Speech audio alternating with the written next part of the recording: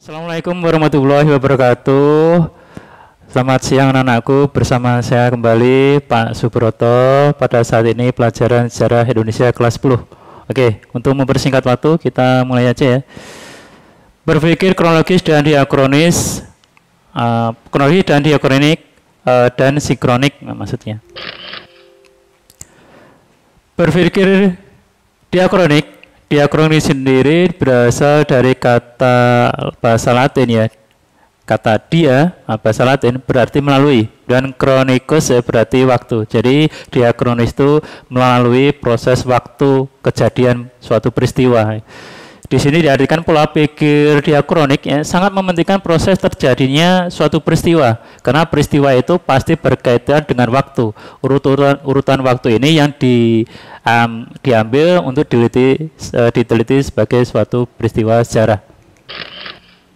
Oke, ciri-ciri pendekatan diakronik ada beberapa di sini. Yang pertama, mengkaji dengan berlalunya masa, waktu-waktu terdahulu ya, dan menitik beratkan pada pengkajian peristiwa sejarah. Jadi peristiwanya itu apa sebenarnya, tiap detik, tiap menit, tiap jamnya, tiap harinya ada apa gitu, diteliti di sini. Dan bersifat historis ya, mesti ada peristiwa yang sangat penting gitu terjadi peristiwa ini ya, sehingga dianggap sebagai historis.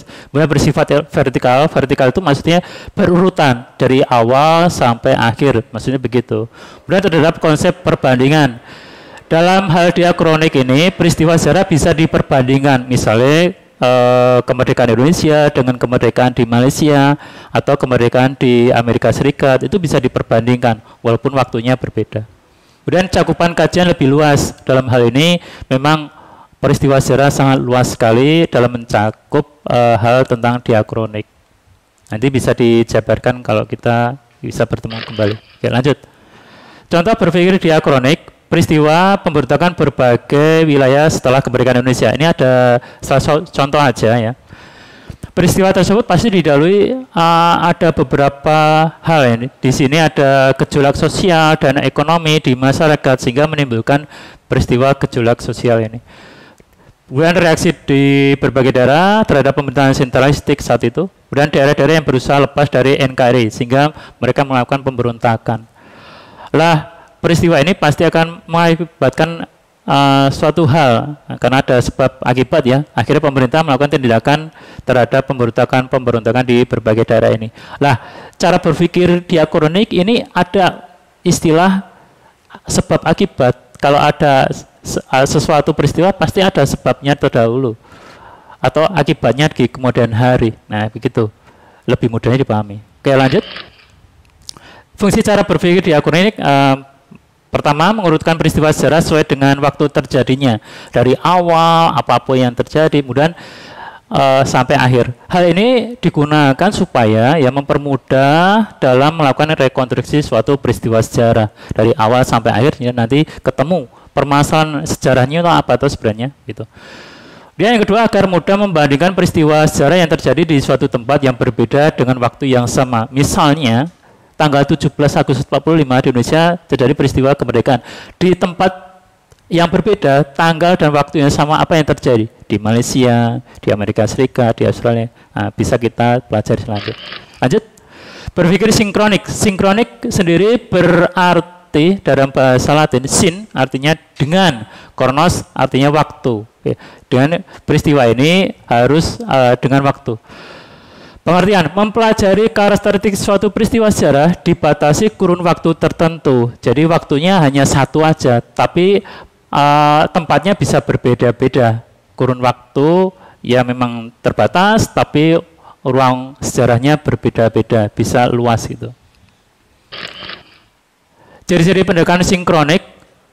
Yang pertama, kajian sejarah hanya pada masa tertentu saja. Kemudian bersifat horizontal, kajiannya bisa beriringan gitu. Beriringan maksudnya dalam satu peristiwa sejarah di kota Solo, saat itu di daerah Semarang, Jogja ada apa? Mereka bisa dilakukan suatu penelitian dalam waktu yang sama tapi tempat yang berbeda. Maksudnya horizontal seperti itu.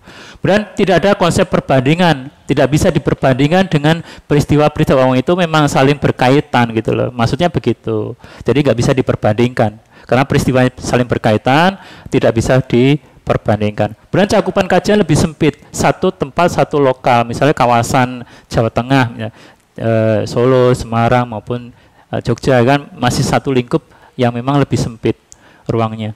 Memiliki sistematis yang tinggi, jadi sistem pengkajian sejarah yang memang sangat metode yang digunakan lebih teliti, lebih dikaji yang lebih detail lagi. Gitu. Kemudian bersifat lebih serius dan mendalam. Nah tadi kan, karena memang penelitian yang sangat mendalam, apa yang terjadi akibatnya bagi masyarakat, bahkan sampai detail ya, ekonomi, sosialnya, politiknya. Nah ini mengakibatkan suatu hasil penelitian sangat mengena. Oke, next. Fungsi sinkronik sendiri. Yang pertama, mengamati kehidupan sosial secara dimensi ruang yang meluas. Kemudian yang kedua, memandang kehidupan masyarakat sebagai sebuah sistem yang terstruktur. Terstruktur itu dinamis sesuai aturan yang ada. Kemudian yang ketiga, menguraikan kehidupan masyarakat secara terperinci. Jelas sekali bahwa kehidupan masyarakat kalau diteliti ya terperinci sampai hal yang tersirat maupun yang tersurat itu diteliti dengan mendalam. Kemudian fungsi sinkronis sendiri, kalau penelitian sejarah itu bisa digunakan oleh ilmu bantu sosial yang lain, atau justru malah ilmu sejarah sendiri minta bantuan ilmu sejarah dari geografi, sosiologi, politik, ekonomi, arkeologi, atau ilmu-ilmu bantu sosial yang lain. Uniknya pelajaran dalam keilmuan seperti itu. Oke, next. Untuk latihan soal, untuk sebelum kita selesai materi kita saat ini ya. Untuk latihan soal bisa Anda lihat di PowerPoint yang Bapak share di bahan ajar saya ya. Nanti dilihat situ, nanti Anda kerjakan, kumpulkan di minggu depan. Oke. Mungkin hanya itu untuk hari ini pertemuan dengan saya. Untuk perhatiannya, terima kasih atas perhatiannya. Wassalamualaikum warahmatullahi wabarakatuh.